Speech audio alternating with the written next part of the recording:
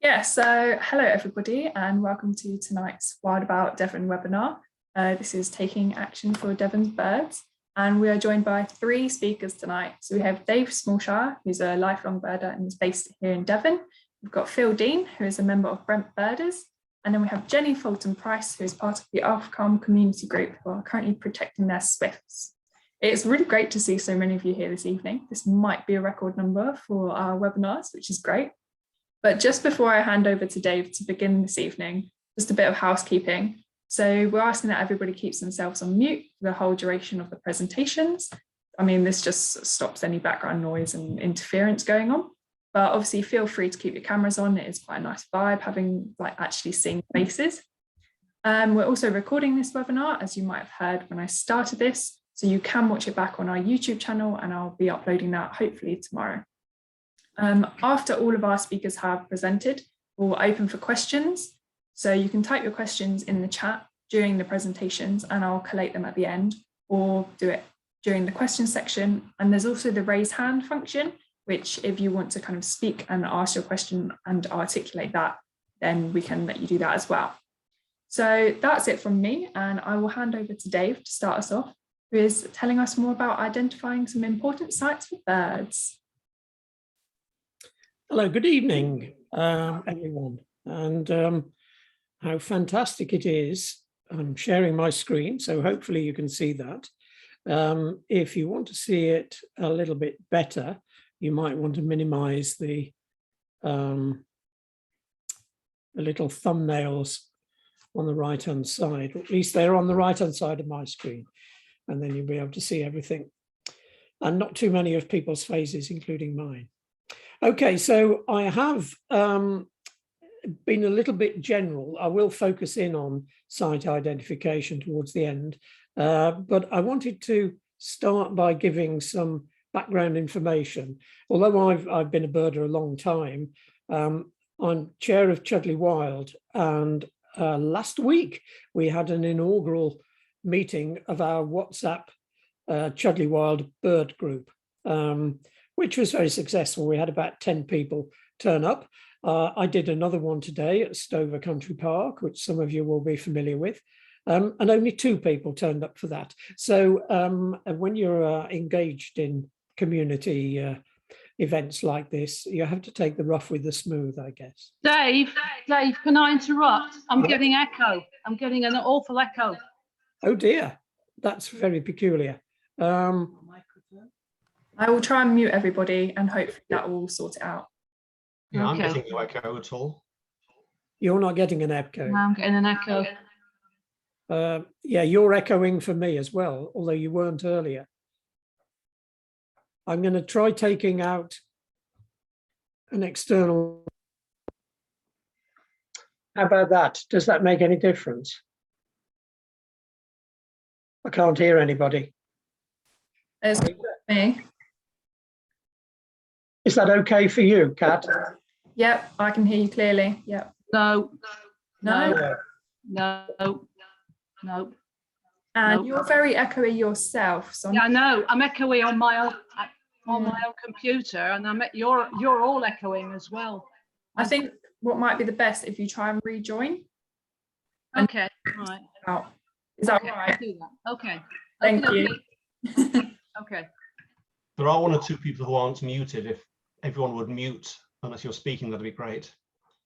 Yeah, thank you, Phil. Okay. Am I still echoing? You're good for me, Dave. Perfect here. Okay, I think I'll continue.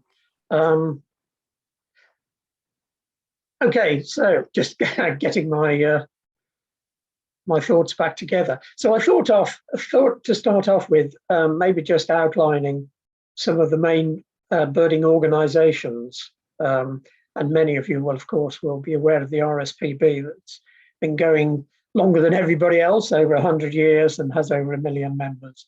But they also have local groups and, of course, some really good bird reserves. I suppose we should call them nature reserves, because one important thing about RSPB is that over the last, I suppose, 10 years or so, they have become less overtly bird focused. and they're now very definitely and more obviously taking account of other wildlife as well as birds. But anyway, there's the RSPB. They have local group meetings, indoor and outdoor, and quite a number of reserves through the county, as well as the UK. The BTO is a much smaller organisation in terms of membership, and arguably does the more serious science, but it does use a lot of citizen science as well. So I'll be talking about some of the survey and monitoring work that BTO organises. The Wildfowl and Wetlands Trust has centres around the UK, but not in Devon. We have one in Somerset, but they are, of course, rather more focused on wetland habitats and wildlife. And then last but not least, Devon Birds, which the Devon Bird Report 2020 popped through my door this morning. So they are very important people in terms of logging all of the trends in birds over the years. So Devon Birds has also been going, gosh, I should know how long.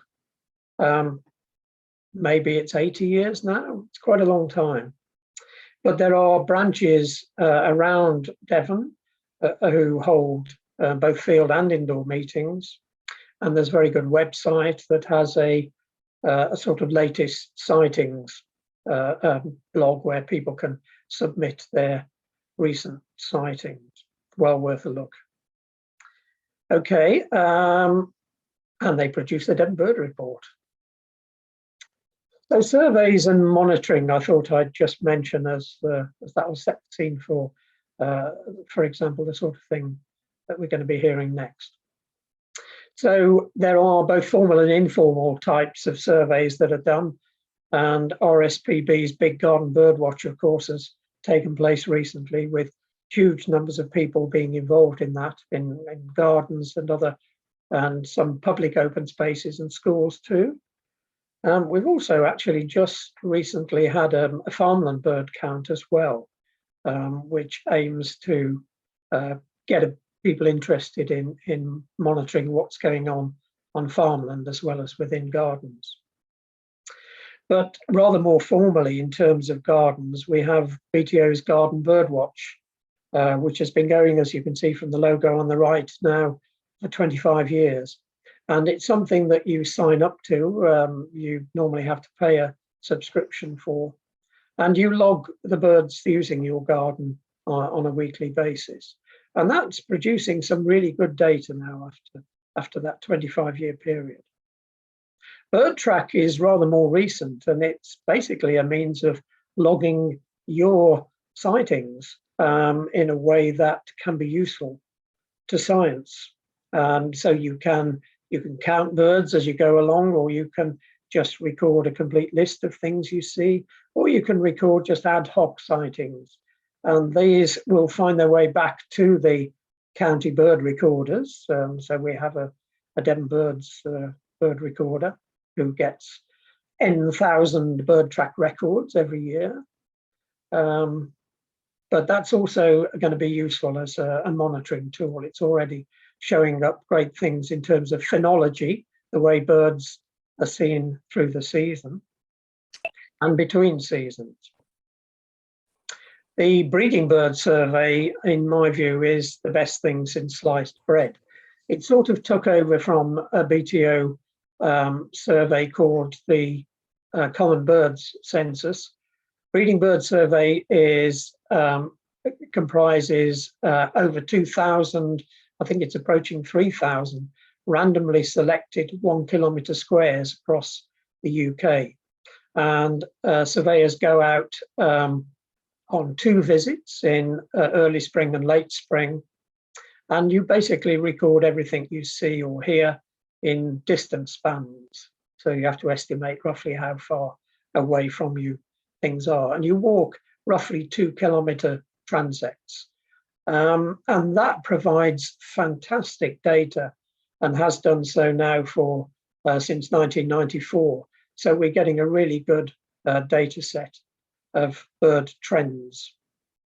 The Wetland Bird Survey does the same sort of thing, but with very much a focus on wildfowl, waders, and other wetland birds. And that's been going since, that's been going over 70 years now. And so we have a really great data set, almost a census for some species on a monthly basis, going back that period. So that's a fantastic monitoring tool. And anybody with reasonable bird watching skills can join in any of those surveys, of course. Ringing is rather more specialist and requires training, a formal training period, and under a licensed ringer. And at the end of that, you can acquire a license, which will enable you to ring. These days, most ringing takes place using mist netting. And increasingly, rather than just putting rings on birds, we're looking towards things like radio transmitters and GPS loggers to tell us or even more things about how birds move in particular and where they go to. Most birdwatching activity tends towards the informal end. So there are undoubtedly well over the million people that belong to the RSPB out and about watching birds in a more or less, how can I put this gently, obsessive way. Some people get very obsessive about it, but others much more ad hoc. And obviously doing something with the data you record can be good. You know, your citizen science data can be put to very good use in some of those ways I've outlined above, in particular bird track, I suppose. Patchworking is also quite popular these days. So particularly in this low carbon era, then working your local patch and getting a list of birds that you may see only by cycling or walking around, or just within a parish, for example. And that's, I suppose, feeds the ego a little bit, if I'm blunt, but can, you know, provided the data goes to a good home, as it were, so Devon Bird Biodiversity Record Centre or Devon Birds or Bird Track or something like that. It can be really useful. Twitching is, I suppose, an extreme sport, dare I say. I went out myself this afternoon off to Torbay to twitch a Pacific diver. So, you know, you can take part in all of these things. And of course, if you're at all interested in birds, you'll know that you can have a jolly good time. Now, there's something, unfortunately, at the bottom of that list that I can't see because it's blotted out. Never mind, I'm going to move on. So this brings us to the nub of what I'm supposed to be talking about, and that's how we can identify important sites for wildlife and obviously birds in this case. So county wildlife sites are run by the Devon Biodiversity Record Centre, which is closely allied to the Devon Wildlife Trust. And we have well over 2,000 of these acknowledged sites across the county. They cover sites which are important at a local level, at a county level, for both semi-natural habitats, so things like species-rich grassland and ancient woodland, but also species. And of course, that covers everything, although we don't have any yet for bacteria. Maybe that's to come. But there are now well-established criteria and guidance for selecting those sites. I'm not going to go into massive detail in these because we are literally in the middle of signing off a revised set of criteria for site selection, but I'm going to give you some general hints in a moment. So county wildlife sites are non-statutory. They have no legal protection, but they can be very useful to inform development planning. So local authorities have bought into these and will take note of them in their planning decisions. They don't always go the right way, of course, but the less said about that, the better. They can be taken into account. So some of these county wildlife sites are very extremely good and would meet the criteria for sites of special scientific interest, though they are intended to cover a sort of lower tier of more locally important sites. So they're often generically referred to as local sites or local wildlife sites. There's a map, not totally up to date, I think, but of the county wildlife sites. So those green areas are the county wildlife sites in Devon. You see they're very well scattered. Some are quite large, some not so big. And then there are also shaded areas, grey areas, which are the SSSIs. So that really just gives you some idea of how widespread they are. And there have been efforts by Devon Biodiversity Record Centre to ensure that there's fairly even coverage. These are going to be quite important in terms of the future and building wildlife corridors and hopefully reinvigorating some nature across our, in places, very depauperate county. Okay, so the birds criteria, and I've got a couple of rare breeding birds at the top there, the Searle bunting and the firecrest. So an obvious one is sites with rare breeding species. So some evidence of continued breeding by a named list of species, including such things obviously as those two at the top. But also important breeding assemblages. So that's recognizing that sites can be particularly rich in the variety of birds that they attract. And there are scores given to individual species. So I think they go up from 1 to 10 from memory, and you come up with a cumulative score, and that can be used to suggest that a site ought to be a county wildlife site. The same also applies to non-breeding populations of birds. Typically, these are wetland birds that tend to concentrate, but not entirely. And then also sites with non-breeding populations of notable species. So these are particularly things like, examples would be regular sites for wintering hawfinch or a roost site for hen harriers. So those, oh hell, there's another one at the end and I can't see it again. Kat, can you tell me, if you're there, can you tell me what the last one said? Yes, marine sites. Oh, marine sites. I'm not going to say anything about those, but they do fill the gap, as it were. So that the rest. So breeding seabird colonies in particular.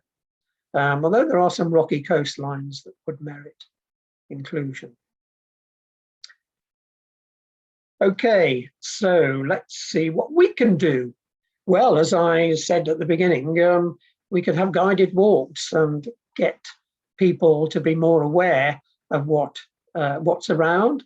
They can learn how to identify birds by sight and by ear. And that's a great way to learn. And I certainly did 50 odd years ago when I started to get interested in birds. We can encourage the collation of records to build the knowledge base. So, for example, there on the right, you can see a checklist, an annotated checklist I've done of the birds of Chudley Parish. And that's going to be updated annually. And it will be a sort of historic document detailing what we know about the birds of Chudley. And now, having had a very quick look through the 2020 Devon Bird Report, I realise there's a few more things I can add into that. So this is a constantly evolving picture. But having got that information, we can then start to recognise where good sites are for birds, and particularly for important species. We might wish to get involved with habitat management, although that's perhaps stretching it a bit for local community groups, but sometimes, you know, birds need things doing. And the next bullet point, nest boxes, of course, is an obvious one. And we're going to be hearing a bit more about that. So around towns in particular, we might take an interest in swifts and house martins, two species which are in decline along with house sparrows, of course, but swifts and house martins are perhaps a bit easier to survey. So we could just keep a check on what's going on in our town or village. Supplementary feeding, I've added in that as an afterthought. We all do supplementary feeding if we feed birds in our garden, and there are pros and cons of doing this. Some people have recently been highlighting issues that may be coming out of great tits, improved survival of great tits, which can dominate nest holes, and so less vigorous birds like the marsh tit and willow tit, which have been in steep decline, may be related to increased numbers of great tits that quite happily going to come out of woodlands and feed in people's gardens, and then go back into those woodlands where marsh tits and willow tits might be breeding and dominate, take over their nest holes, basically. But another element of supplementary feeding is one that I've not heard much about, but it's one that we really ought to be thinking about, and that's farmland birds. And the policy view seems to be that we should be managing our farmland in a way that supports farmland birds. But many of you will be aware that farmland birds have been the sweeter birds that's declined most in Britain over the last 30 years or more, actually, probably post-war. And there have been huge changes, of course, in agricultural practices, and we've seen some massive losses of many farmland birds, many of which are seed eaters. And at this time of year, particularly in February, March, just prior to the breeding season, when they really need to be big and healthy, the food runs out.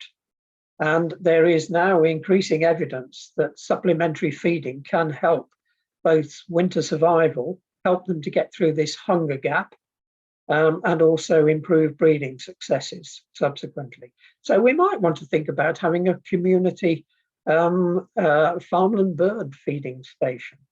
It's been done in some areas with thurl buntings specifically in mind, so providing barley mainly during the winter months helps to keep them alive, and has done quite a lot to keep thurl buntings going around certain settlement areas. Okay, so just thought I had to put a few pretty pictures of birds in. So just 4 of the town birds that we could be keeping an eye on. All of these, as I say, have declined. Oh dear, I seem to have got 2 swifts on there. Hopefully you've all spotted the deliberate mistake. So the swift on the bottom right is, of course, a house sparrow. Yeah, keeping an eye on these, maybe providing nest sites for them. They all desperately need nest sites in these plasticized buildings, can I call it? So I was just walking around Chudley the other day and noticing how few houses actually have wooden bits around the roof space that used to allow birds to get in and breed. And now many of these are plastic and bird proof. Something to think about there. Oh, and I won't steal any thunder, but there's some swift boxes that Chudley Wild put on the back of our town hall, which is a traditional swift nesting site. Those, the roof space anyway. We're not sure any have used our boxes yet, but they've only been up a couple of years. These are some of the farmland birds that we really need to worry about. We're on the verge of losing lapwing as a breeding species in Devon. It's down to very few sites now. And of course, 50 years ago, for those who can remember it, it was a common bird of farmland. And the same could be said of skylark, which is now, you have to hunt around to find them. Yellowhammers and linnets also have declined, as have others. So actually keeping an eye on those. And in my parish in Chudley, we have a limited area of arable land that's supporting small numbers of skylarks, yellowhammers and linnets, sadly not lapwings. And I'm very keen that we try and retain those in the future. Woodland birds have also been declining, in particular, these 4, the pied flycatcher, wood warbler and redstart are all or used to be, characteristic birds of our western oak woodlands. And these have all been in decline, in particular wood warbler, and that seems to be heading possibly for local extinction. We'll have to see, but become very scarce. But we can hopefully do things to help them. And maybe climate change is acting here, and maybe it's big changes on their wintering grounds. These are all migrant birds, all 4 of these. So they go off to Africa, and then bound to have been massive changes, both climate-wise and habitat destruction-wise in Africa. Along our watercourses, it's actually relatively easy, provided we can get access to the watercourses, to survey this suite of birds. So sand martins, where there are vertical sandy cliffs, and to some extent also kingfisher there. And on the faster flowing stretches, dippers and grey wagtails. So actually keeping an eye on these not only gives us a good monitoring tool, but also helps us to get a flavour for what's happening in the water itself, because they're more or less dependent on the life within the water. Okay, sorry, that was the end. I was expecting another one, but that's finished. I hope that's set the scene a little way. Let's stop sharing. Okay. Yeah, that's absolutely fantastic. Thanks, Dave. Really. Hopefully you could all hear me and I didn't echo too much. No, I think it was good for everybody in the end. But yeah, that was great. And obviously love to see those nice pictures at the end of some of the birds down here too. Had to put some in. Can't resist. Anyway, so we'll move on to Phil. And Phil is going to be talking to us a bit more about Brent Birders and getting involved in some of their work that they've been doing. So over to you, Phil.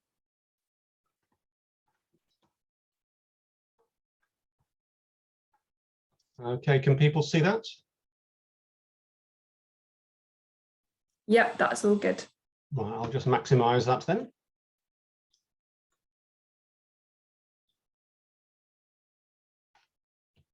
Okay, so it's nice to see so many people on the call, so thank you for coming along.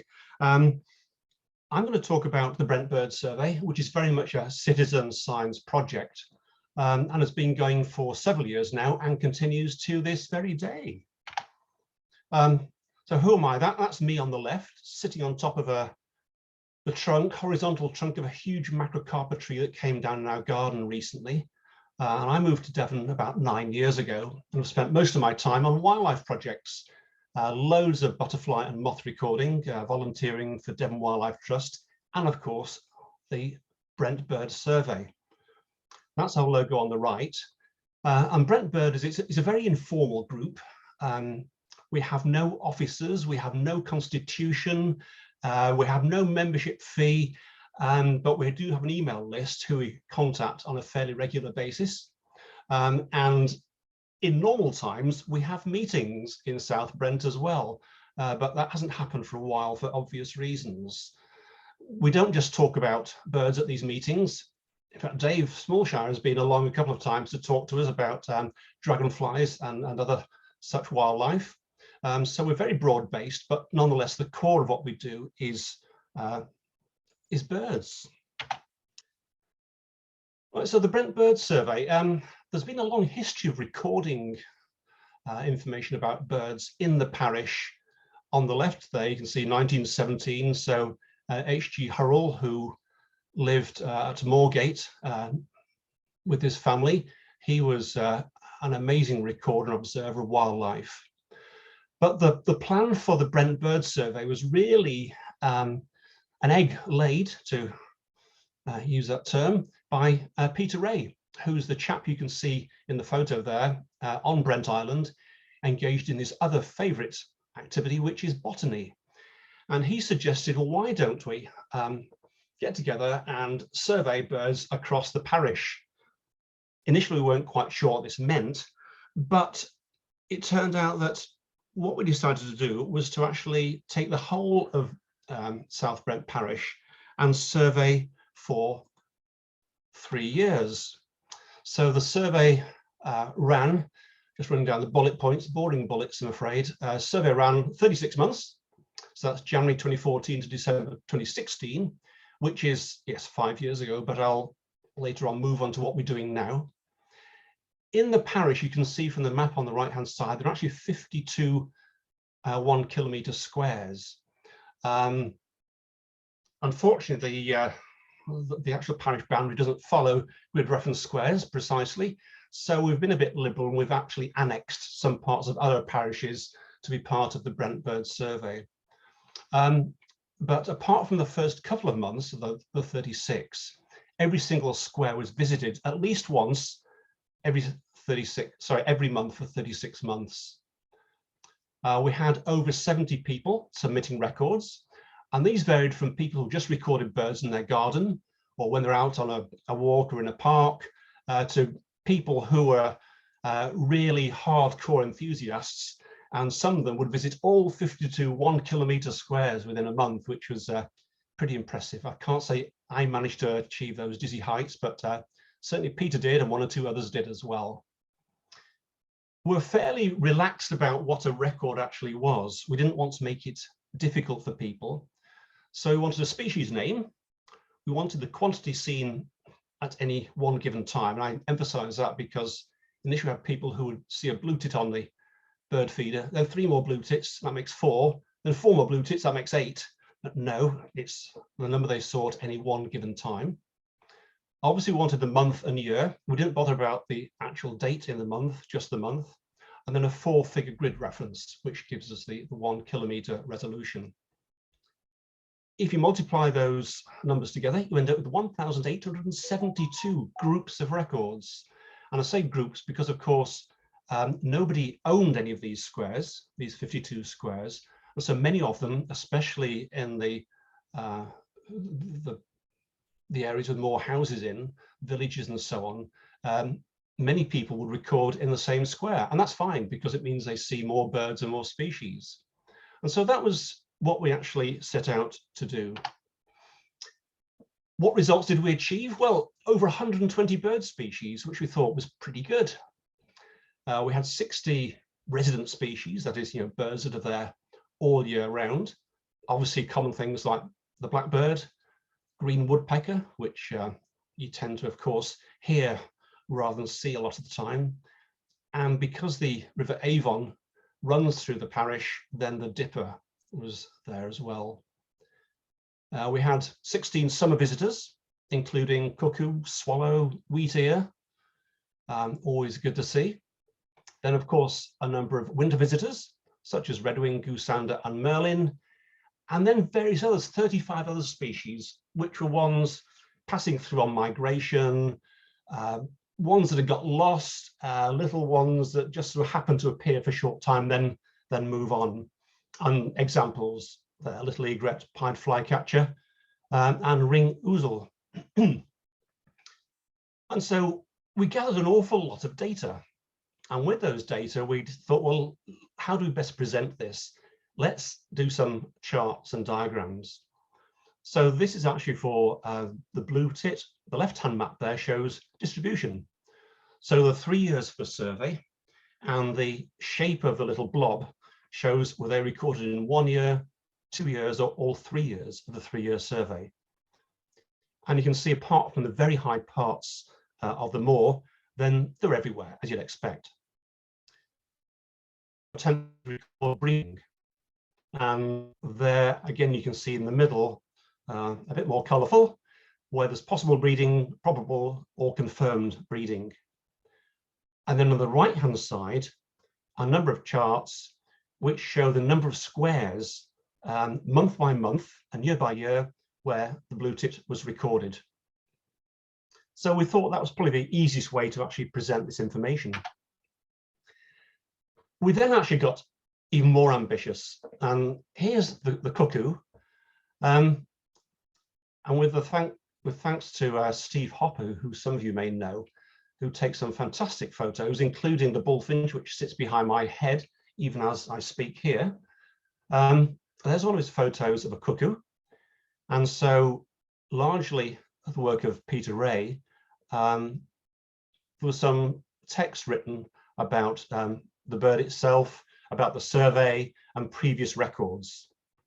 And then, of course, there are the three charts that I mentioned: the distribution map, the phenology map or phenology diagram, and the breeding map at the bottom. Another example, the dipper, which is always good to see. And unsurprisingly, if you look at the distribution map, you can see it pretty well follows the River Avon there. And again, similar sorts of information. And another super photo by Steve Hopper. There's another chap who's very involved, a guy called Barry Whitehall. And he's a superb birder and especially loves going out there to look at breeding territories. And he did an awful lot of work on the 7 species listed there. And you can see on the right-hand side the sort of map he produced, showing where breeding territories are. So I haven't gone into details about the keys here. To some extent, it's not important on this call, very brief discussion, but he produced some actually fantastic information. And so we made a book. This was over 240 A4 pages, and I'll say facts and fun, and it was a mere £17.50. I love to say do get your orders in now, but I'm afraid they're all sold out. That was printed by Book Printing UK, and it went very, very well. Thoroughly enjoyed doing that. A lot of the information is available on our website, brentbirdsurvey.co.uk, and there we have information on our meetings and all the subsequent survey results, which I'll move on to in a moment. Also, I mentioned Steve Hopper a couple of times. He runs a Facebook group called South Brent Birders, which is very active, has lots of pictures posted on it, and is well worth a browse if you fancy seeing what's out and about, not just in the parish, but Steve travels to other parts around Devon to see what birds he can find. So what happened next? Well, we were so enthused by all this that we decided, rather than trying to do every single 50 of the 52 squares every month, what we do was we pick January and May. January to pick up the winter migrants who are here, and then May for the breeding birds. And in January and in May, to again go through all 52 squares in the parish, kilometre squares, recording what was seen. Really rather simpler diagrams there, the number of squares where each species was recorded in those 2 months. And you can see going back to the very start of the main bird survey in 2014, and then from 2017 onwards, it's just been those 2 months have been recording. And we continue to this day and intend to carry on, because I think it's important for future generations to be able to see what was happening in years gone by. This, again, I'm not going to go into all the details. To some extent, it's irrelevant, but again, to show you, we have lots of data behind the scenes for those 2 months, January and May. And that shows, again, just some of the species down there, barn owl, black redstart, and so on, and the numbers of squares that were seen in on a year-by-year basis. So there's a lovely picture of Brent Hill, a lovely place to go to. And so what I'm hoping is that perhaps some of you in your parishes or towns, villages, whatever, might contemplate running a similar model for a bird survey and getting as many people involved as you can. It is good fun. It's very low stress, it's enjoyable, and I think it provides very valuable information for the future. Thank you. Thanks, Phil. That's really interesting and really great to see how, I mean, everyone can kind of do their bit, and it would be really great if we saw some more kind of groups setting up and recording their own birds locally too. So we'll now move on to the final talk of the evening, and this is by Jeni, and she'll be telling us some more about the community work that's currently being done in Uffculme to protect their swift colonies they've got there. So over to you, Jeni. Thank you. I'll just attempt to share my screen. And start from the beginning. Is that working for everyone? A few nods, yes, a few nods and thumbs up. So thank you very much for inviting me to speak. I won't let on that I was actually third choice, but I hope that I'll be able to give you some interesting information about some of the work that we've been doing in Uffculme. Some of you will know that we're mid-Devon, about 8 miles east of Tiverton. I should preface this by saying I'm not a Swift expert in the technical sense, but along with some friends in our parish, I have become a very serious Swift convert. Any of you who've been involved with Swifts will know how easy that shift can be. So we built up our knowledge over the course of a couple of years, and we've been developing our work with Swifts in the community. You'll all know that there are lots of town and village and city Swift groups which are doing incredible work right across the country, and they have years of experience, loads of expertise, and there's certainly masses of support and information out there. For us, Mark Glanville and Bristol Swifts has been a real inspiration, and the local Swift network, which is part of Action for Swifts. That's Mark and some of his very many boxes at Bristol Swifts, and just those logos of those organisations. Here in little old Uffculme, we are certainly not in their league. Ours is a story very much of starting out. So for that reason, I hope that it'll be valuable to some of you, and hopefully just as interesting if you're a Swift obsessive. I also just want to acknowledge the role that Stuart McFadgen's played for us. He lives closer to Kentisbeere, a few miles out, and he's really helped us to develop our understanding of Swifts, and he and friends out there have done some tremendous work. I think many of you will know him, and I must say he's both an excellent mentor, and I would also say he's the guilty party for encouraging a degree of Swift frenzy in Uffculme. Hopefully he will be joining us at some point later on if he's not already here. So in Uffculme, we've got a small wildlife group that's part of Uffculme Green Team. And one of our number, Chris, has been over the last 5 years putting a bird sighting report into our parish magazine. He's been keeping annual lists, although I must say the way we've recorded is not as sophisticated as Phil has demonstrated, and that's perhaps a bit of inspiration for us for the future. We've got a number of knowledgeable birders locally, very experienced birders, who regularly report back to Chris for the parish list. And we do have one person who's kept his own very meticulous records for some 40 years. So that's a really valuable bit of information, baseline information for us. So the bird sighting entry in the parish magazine has more recently grown into a general wildlife sighting. And we're including now all sorts of information about flora and fauna and fungi, and we've been doing little annual reports for the last couple of years. But Swifts. We are fortunate enough in Uffculme to have 2 colonies of Swifts in the village, one at either end.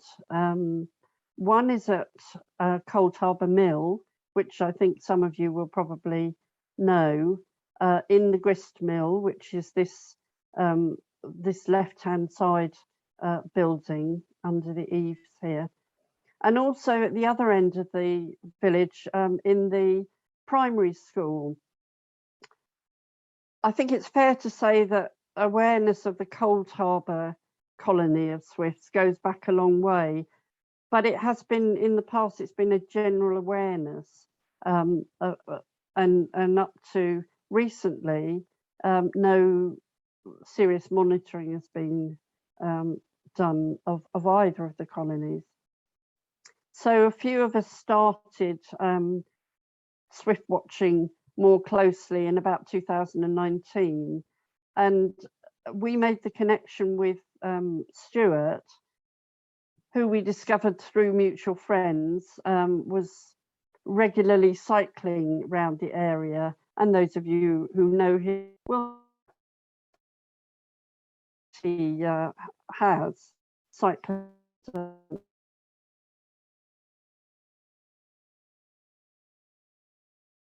more knowledgeable eye on our two colonies. So a little bit of story about the primary school colony. Because we were starting to do this more systematic monitoring, between us, we started to identify the specific access holes. We just literally stood and watched at different times of the day and evening. And we used the RSPB Swift Mapper site to log some of those general findings. We discovered in late 2020 that the school was due to have roof works done over the winter. So Stuart contacted the head to explain what we discovered about the established small swift colony, and asked when that work was done for the holes that we'd identified to be protected. And also he just threw in and you could put some boxes up while the scaffolding's there. Smart move. So yes, indeed, in the winter of 2020 and into 2021, the work began at the school. The access holes were saved, and there were boxes put in place whilst the work was going on from the scaffolding. They're probably not the exact spots that we would have chosen, but the contractors actually went ahead and put them up. So not absolutely ideal, but certainly good enough, certainly a start. And I think Stuart's intervention was absolutely critical to saving that little colony. We know that there are other houses in the area where previous nest sites have been blocked off because of work being done on properties. And so the fact that we were able to save this little core colony at the school was just magic, really. So I guess some sort of lessons learned from that. It was important that we had started to get to know the colony really well, you know, where they were using the building and how. We were mapping the sites on the Swift Mapper website. We were talking to people, and we started to keep an eye on local planning applications. And we're starting to get very, very nosy about any work that people begin on their buildings around where we know the swift colonies are. So whizzing down to the other end of the village at Cold Harbour Mill, the colony here is much the most significant colony, not just in Uffculme, but in the wider area. And guess what? we discovered in early 2021 that there was going to be work done on this grist mill with scaffolding going up to right up to the eaves level. And lo and behold, up it goes. However, we had a strategy, of course. We pushed Stuart forward, and he made contact with the appropriate people, the management of the mill, to let them know that we were aware of the colony in the mill and the need to protect their access to the eaves. And I'm really happy to say that all was well with that as well. So that was a couple of scares really, and close shaves. And it was partly as a result of that we realised we needed to know much more about what was going on at both sites. We just needed to be better informed. So last summer, we got really serious about monitoring the two sites and the activity. In our little group, we're lucky that one of us lives very close to the primary school, so could be out watching there frequently and easily. And another member of the group lives so close to the mill that she has an uninterrupted view of two sides of the grist mill 24/7. So that was hugely important. The other sides of the mill, well, I have to tell you, I have to confess that the cafe at the mill gave us views of the other two sides. And sometimes this is tough work, but you know, we have to all make sacrifices when it comes to our birds. So basically, last summer, we watched and we recorded from April to August. We set up a shared spreadsheet on a Google Drive. And you can see from this screenshot that there were tabs. Stuart set up tabs for one of the Kentisbeare sites, Cold Harbour Mill, the primary school, Sanford Peveril and Fennyton. So we were able to use the different tabs and monitor each of the sites. And it didn't matter who was there, they could record on any of these sites. And you can see here dates, what the weather was like roughly, time, how long we observed for on that occasion, notes about the swifts themselves, who was monitoring, and then any other comments. You can see there was a red kite around and a sparrowhawk, and so that became quite a useful and informal source of information, but really quite important. So this is just another screenshot of the primary school end with observations. We also, particularly at the mill, had these diagrams and were mapping as exactly as possible the entry and exit points that the swifts were using. You can tell it's a huge building, and four sides of this grist mill,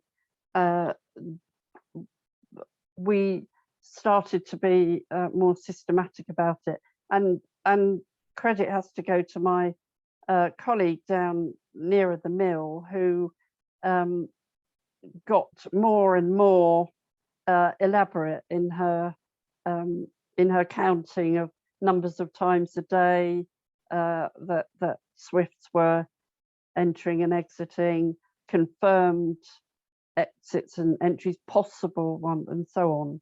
So that we did amass quite a lot of data, And it might sound a bit nerdy and dry as dust with all these spreadsheets and online Google Drive shared documents, but don't be fooled, don't be fooled. It was a summer of utter swift joy, and every day was an anticipation of, you know, what was going to happen today, what would we see, hurtling out of bed early in the morning and being out later at night at that golden hour, the hour before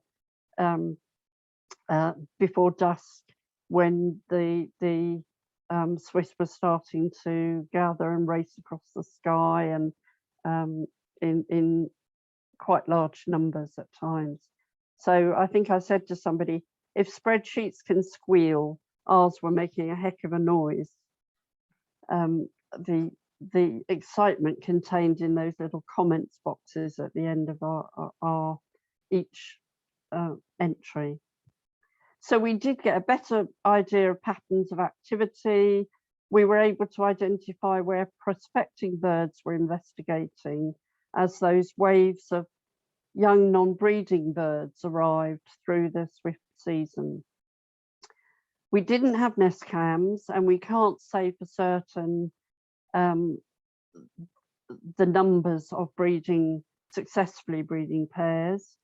But at Cold Harbour Mill, the numbers were probably double what we'd anticipated, and there were possibly 20 breeding pairs. It wasn't absolutely clear where they were. Sorry, that was a little bit of Swift Mapper just showing you there. I missed that slide. So yes, at the mill, it wasn't very clear whether they were going under this felt or what areas they were using. And because we couldn't get close enough to see, that remains a bit of a mystery. But clearly somewhere in there are safe spots for them.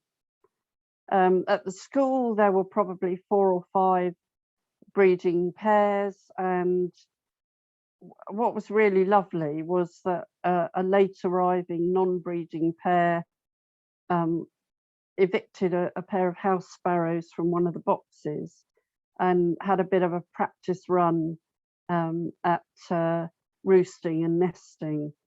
So hopefully this year, maybe they'll return to breed in that box. But they were certainly inexperienced birds. You know, it took some practice for them to get a clean entry into the box. You can still see a bit of probably sparrow nest material in there, but they've staked their claim, I think. So that's really quite exciting. We also at the school did a couple of oh, there's another little shot of a bird in a swift in one of the existing holes, and several of the holes they were using were the sites of old cast iron downpipes.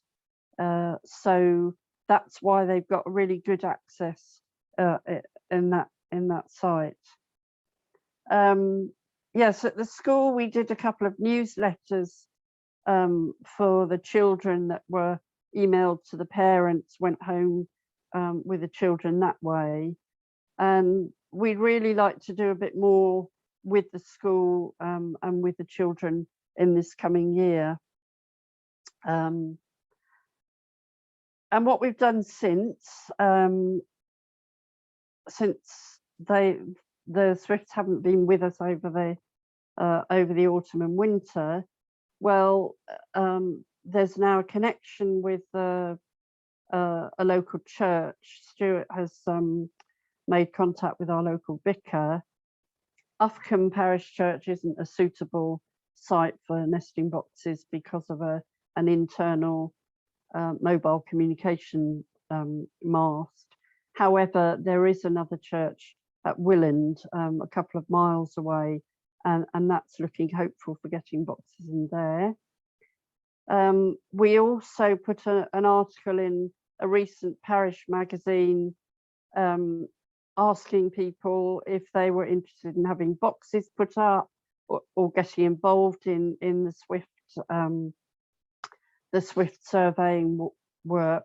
We're just generally trying to whip up some more interest in the community. And we're also doing a few direct approaches to individual building owners where we saw prospecting Swift showing an interest.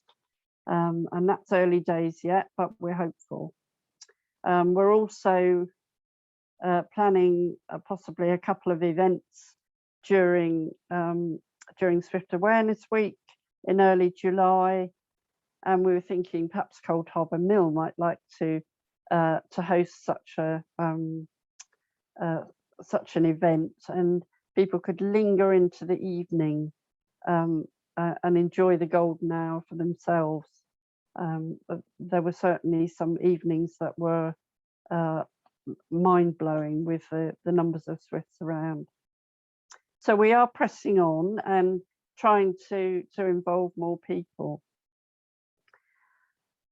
I think what all the local Swift projects shows is that although these birds are on the red list now, as we all know, and they face the same immense pressures of the climate emergency and the impact of intensive farming on biodiversity and so on. For Swifts, there are also these other pressures of terribly tidy people wanting to bung up holes and have plastic soffits and so on, and there's that threat here in their breeding sites. But I think what these local projects show is that despite all that, we can make a bit of a difference locally if we provide the sites and we provide the boxes. It does feel more hopeful. It's one of those things where community and individual action does seem to make a difference. So I'm going to leave it at that, but I do feel I just have to give you one last word of caution. And I know it's not customary to finish a presentation on a negative note, but I just think I'd be failing if I didn't pass on some wise counsel that we were given at the start of what's quickly turned from an interest into an obsession. We were told that where the lure of Swifts is concerned, resistance is futile. Thank you.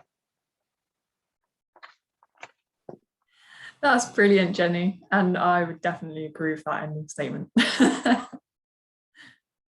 And I think you summarised it so well at the end there as well, that everybody's small projects, no matter how small they are, they do end up making a big difference, especially if there's a lot of people doing these small projects. And like you mentioned at the beginning, you weren't an expert to begin with, and now you know so much more. So it also goes to show you don't have to be an expert to start one of these things as well. So we'll now go on to a couple of questions that we've had in the chat. So earlier on, we had a question from Jules who asked, and this was during Dave's talk, and they asked, do you have speakers out to broadcast Swift calls? So this also can apply to you, Jenny, if you both want to answer anything.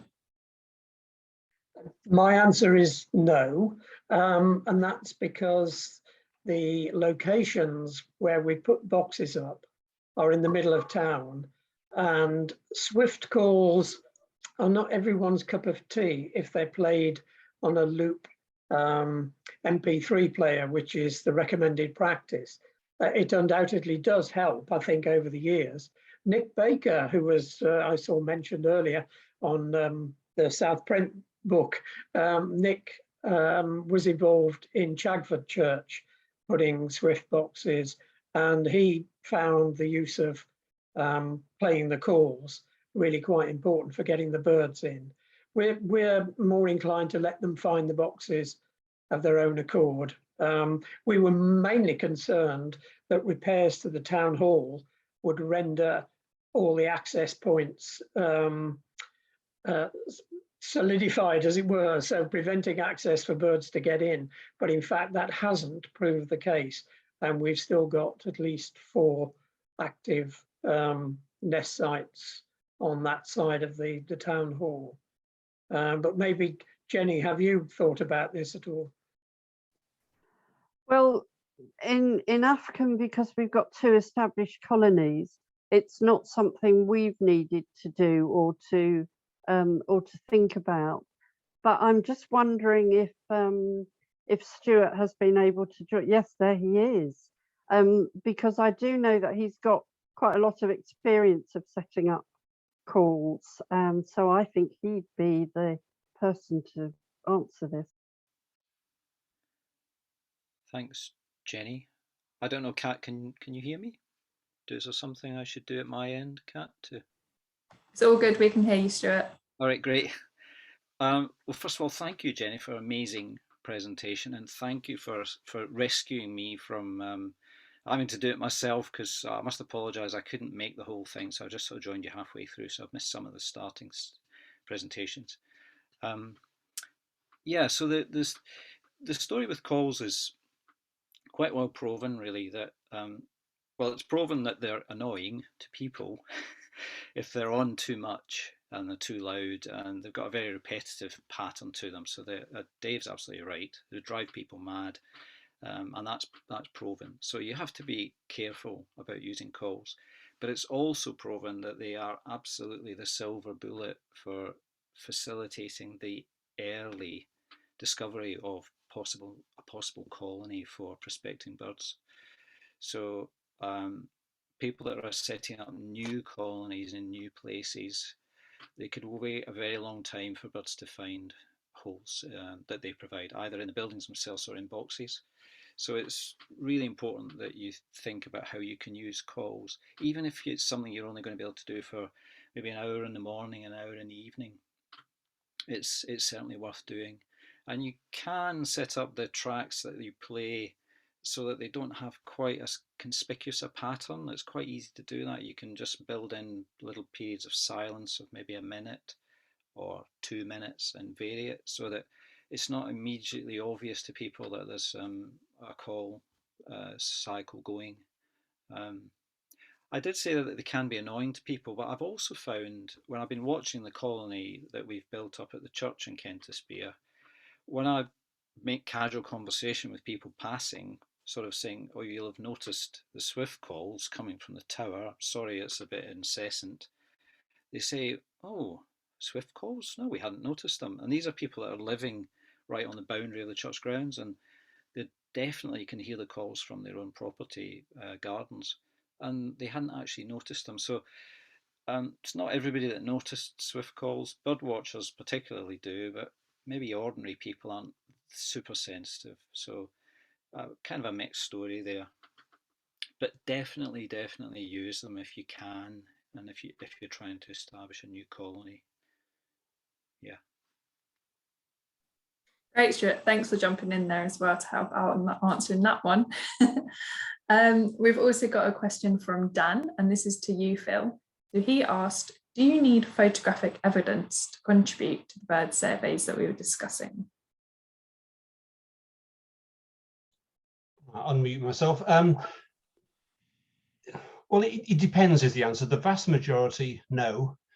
But if somebody sees something very unusual or claims something very unusual, then it'd be nice to have photographic evidence. For example, we had one person who was claiming a field fair in July, which we queried. I'm sure it's probably a missile thrush, but whatever. I mean, it almost certainly wasn't a field fair in July.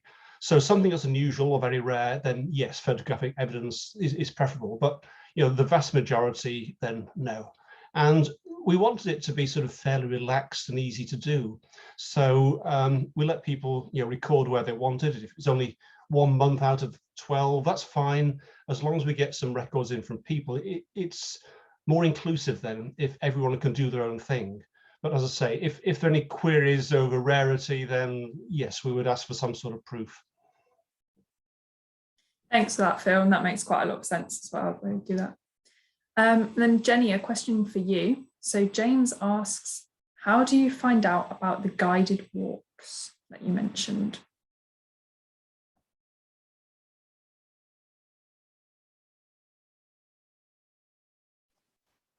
Did you say, Kat, a question for me? Yes, that was for you, if you got that. Did I mention guided walks? Potentially. Maybe it was for someone else and it just came in through your... James, do you want to clarify if you're still here? James says, sorry, that was for Dave. No problem. So Dave, how do they find out about guided walks? Well, there's all sorts of guided walks. Devon Birds and RSPB local groups do them. If you were specifically thinking of the ones I mentioned in Chudley that I've just started, then I think you have to become a member of the Chudley Wild WhatsApp group. So you have to do that through me.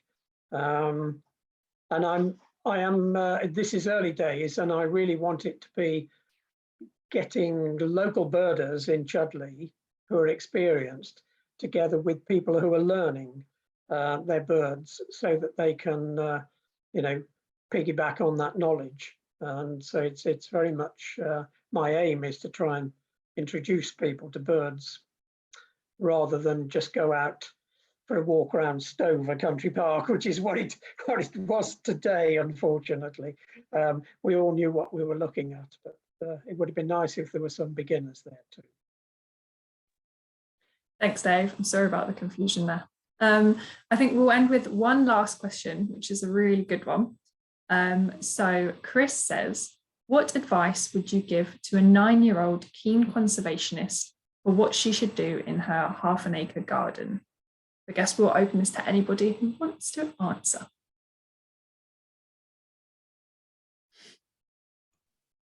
My answer is nothing to do with birds. It's dig a pond for dragonflies, sorry. But then the birds will come and eat your dragonflies. Mine do. It's very sore, but they do. They come and eat the newly emerged damselflies in particular. And sparrows, I've had several broods of sparrows in recent years that seem to have been reared almost entirely on damselflies coming out of my pond. I think I would say just be patient and sit or stand and watch. It's very easy to sort of, you walk along and think, well, there's nothing here, nothing happening. But if you just sit down quietly for 10 minutes, 15 minutes, whatever, then you see things coming along. Or if you get down on your hands and knees and start peering between blades of grass and under stones, and you see invertebrates of all sorts. And then you'll see birds up in the trees or coming along. Again, if you're quiet, if you've got a pair of binoculars, and see what's coming along. So I think it's a case of being patient. But in terms of the environment, yes, absolutely, I agree with Dave. Invertebrates are one of my main loves, as I mentioned at the beginning. So yes, a pond is critical, and it does bring in birds to feed on the invertebrates and to drink from the pond itself. Pond it is then. Right, that's fantastic. So we will end tonight's webinar here. So a massive thank you to all three of our speakers tonight. It's been great having you all along, and I hope everybody has learned something and been inspired to do their bit for birds as well. We do have another webinar at the end of March, which is hosted by Devon Local Nature Partnership again. And this is an extended webinar about nature's role in tackling the climate crisis. So if you're interested in joining any more of our webinars, do check out the Eventbrite for that. But that's it from us. So thank you everyone for coming, and thank you to our speakers, and have a good time and the rest of your evening. Thanks everybody. Thank you.